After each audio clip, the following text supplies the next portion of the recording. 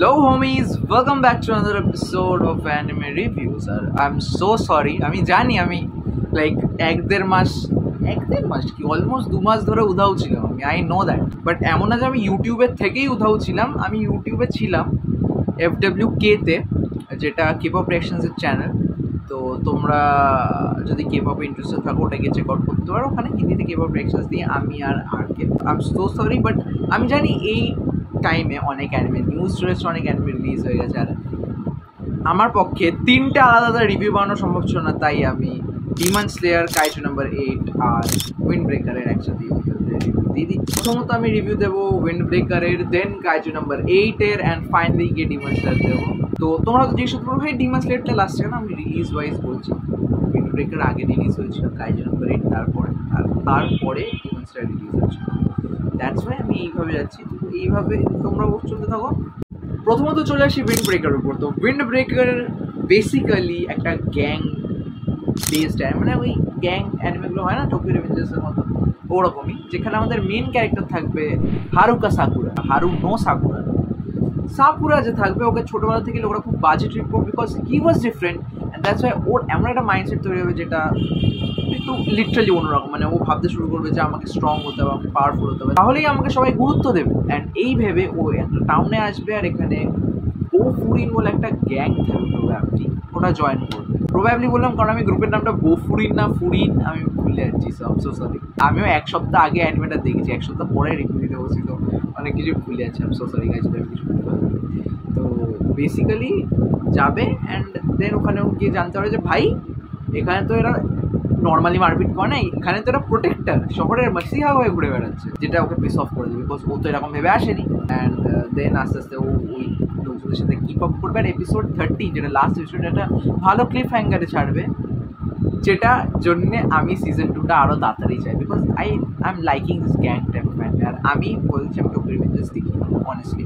আমি Tokyo রিভেঞ্জার্সের first সিজনের স্টোরিটা জানি, সেকেন্ড থার্ড সিজনের জন্য লোকের এক্সাইটেড ছিল, কেন এক্সাইটেড ছিল সেগুলোও জানি, বাট আমি অ্যানিমেটা দেখিনি, I just know the story. তো অনেকেই উইন্ড ব্রেকার আর টোকিও রিভেঞ্জার্সের কম্প্যারিজন করেছে, তো তাদেরকে আমি একটা কথা বলবো, ভাই দুটো আলাদা, ঠিক আছে? এটা একটু আলাদা, এটা একটু আলাদা। গ্যাং অ্যানিমে সব সেম হয় না, এটা উইন্ড ব্রেকার আলাদা। আর টোকিও রিভেঞ্জার্সতে একটু টাইম ট্রাভেলের ম্যাটারটাও ছিল, তো ওটা বেসিক্যালি একটু বেশি ফিকশনাল ছিল। এখানে এটা অতটাও ফিকশনাল না, এটা একটু রিয়েলিস্টিক টাইপের আছে। অ্যান্ড টু বি অনেস্ট, তুমি যদি আমাকে অ্যানিমেটা রেট করতে বলো আনএক্সপেক্টেডলি, আমি নিজেও ভাবিনি যে আমি এটাকে 9.5 আউট অফ 10 রেট করবো বিকজ প্রথম ফার্স্ট এপিসোড আমার ভালো লাগলো, সেকেন্ড এপিসোডটা আমার অত ভালো লাগে, বাট থার্ড এপিসোড থেকে এটা আমার ইন্টারেস্ট গ্র্যাব করেছে আর আমার খুবই ভালো লেগেছে। 9.5 আউট অফ 10। আর এই অ্যানিমেটার অ্যানিমেশন এই সিজনে যে কটা অ্যানিমে বেরিয়েছে সব কটার মধ্যে আমার বেস্ট লেগেছে, মানে ডিমন স্লেয়ারের পরে আমার এই অ্যানিমেশনটা বেস্ট লেগেছে। আই ডোন্ট নো ওয়াই, আমার এই অ্যানিমেশনটা খুব ভালো। নেক্সট অ্যানিমেটা হলো kaiju number 8, the next Attack on Titan বলছিল ওরা এটাকে, কারণ হলো সিমিলারিটিস, বড় বড় মনস্টারদের মারার জন্য একটা পুরো গ্রুপ, মনস্টারদের মারার জন্য একটা অ্যাসোসিয়েশন যারা মনস্টারদের মারার জন্যটাকে মানে বেসিক্যালি রিক্রুট করে মেম্বারদের। অ্যান্ড তাছাড়াও মেন ক্যারেক্টারই টাইটান হয়ে যাবে পরে গিয়ে। এই জন্য লোকেরা এটাকে নেক্সট অ্যাটাক অন টাইটান বলে because there are so many similarities. তো চলো এবার স্টোরিতে চলে আসি। মেন ক্যারেক্টারের নাম হলো হিবিনো কাফকা, যে 32 years old অ্যান্ড কম্প্যারেটিভলি অনেকটাই old then other anime MCs. But কথা সেটা না, কথাটা হলো ও 12 বছর ধরে ডিফেন্স ফোর্সের পরীক্ষায় ফেল করেছে। তারপরে এখানে রেনোর ক্যারেক্টারটার এন্ট্রি হয়, যে ওকে একটু সম্মান, মানে প্রথমে একটু হেট্রেড করলেও পরে একটু সম্মানের নজরে সেনপাই বলে রেসপেক্ট করতে শুরু করে।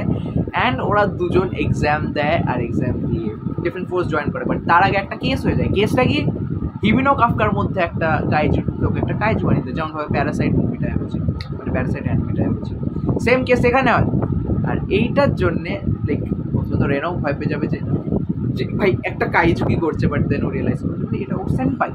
অ্যান্ড দেন ওরা দুজন জয়েন করবে, পরে অনেক কিছুই হবে। আর এপিসোড 12, দ্য লাস্ট এপিসোড যেখানে ছেড়েছে, আই থিঙ্ক খুবই দারুণ জায়গায় ছেড়েছে বিকজ নেক্সট সিজন যেটা হবে সেখানে ভাই অনেক কিছু হতে চলেছে। যদি তোমরা চাও আমি মাঙ্গাটা এক্সপ্লেন করতে পারি, বাট তোমাদেরকে বলতে হবে যে তোমরা মাঙ্গার এক্সপ্লেনেশন চাও, না আমি দেবো না, স্ট্রেট কথা। বাট আমি একটা কথা বলতে পারি যে কাইজু নাম্বার 8 আর উইন্ড ব্রেকার এই দুটো অ্যানিমে এগুলো ছিল first season.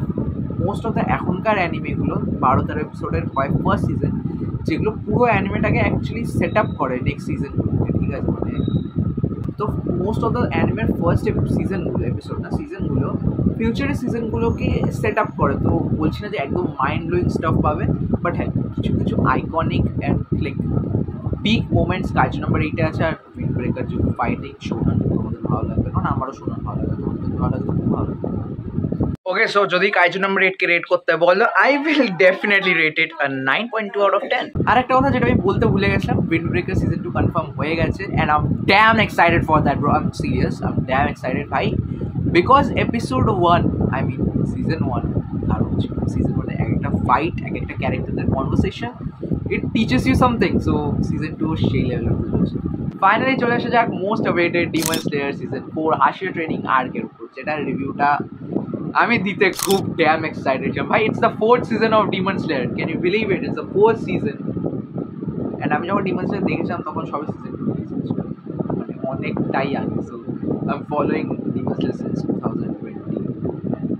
Yeah I am like damn crazy about it, আমার খুব ভালো লাগে অ্যানিমেটা। আর সিজন 4 এর স্টার্টিংটা আমি জানতাম যে এখানে খুব হেভি কিছু হবে না, বাট যেখানে ওরা এন্ড করেছে লাস্ট এপিসোডটা, তো এখানে বেসিক্যালি কি হয়, আমাদের মেন ক্যারেক্টার খামাদো থানজিরো, ও হাসিদের কাছে ট্রেন হয়। আর ও যেহেতু অনেকটাই স্ট্রং হয়ে গেছে, তো ওর অন্য অন্য স্লেয়ারদের মতন অত টাইম লাগে না, একের পর এক ও সবকটা হাসির সাথে ট্রেন হতে থাকে। আর এখানে সানির সাথে ওর একটু ঝামেলাও হয়, কেন সিরিজ এপিসোডেই দেখে নাও। বাট এপিসোড 7 আর 8 ব্রো, এপিসোড 7-এ যখন মুজান এন্ট্রি নিচ্ছে, দ্যাট ফ্রিকিং সিন ভাই, পুরো ফ্যান্ডম ক্রেজি হয়ে গেছে, ইনক্লুডিং মি ভাই। বান্দার এন্ট্রিতেই ওরা খরচা করে দিয়েছে পুরো বাজেট আমার মতে। কি দেখিয়েছে, I am getting goosebumps now বলতে গিয়ে, but it was really good. আর ফাইনাল এপিসোড ভাই,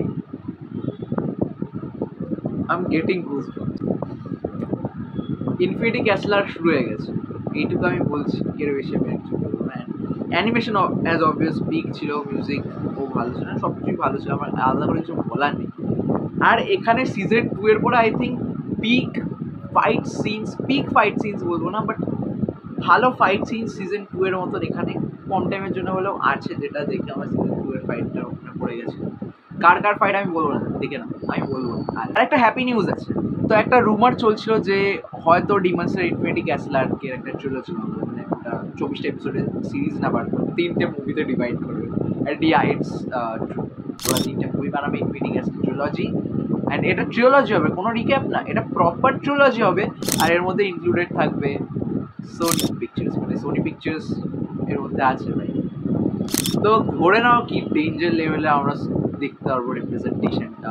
I am very excited, and with this আজকে 3টা রিভিউ এখানেই শেষ হচ্ছে। I hope you guys enjoyed this video. আমি এর আগে জীবনেও কখনো 3টে অ্যানিমে একসাথে রিভিউ দিইনি, আমি এফডব্লিউতেও কখনো একসাথে দিইনি, আর কে জানে এটা যে আমি কখনো একসাথে 3টে অ্যানিমে রিভিউ দিই না, এটা আমার ফার্স্ট টাইম ছিল, because I can't manage it.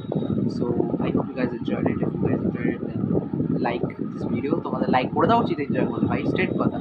Comment করো তোমাদের থট, যদি তোমরা অ্যানিমেটা দেখে থাকো, মানে অ্যানিমেগুলো দেখে থাকো, আর যদি না দেখে থাকো তাহলে দেখে এসে জানাও যে কেমন লাগছে প্রত্যেক কটা। অ্যান্ড মোস্ট ইম্পর্টেন্টলি শেয়ার করে দিও তোমাদের বন্ধুদের সাথে যারা অ্যানিমে দেখে, আমারও ভালো লাগবে এটাতে।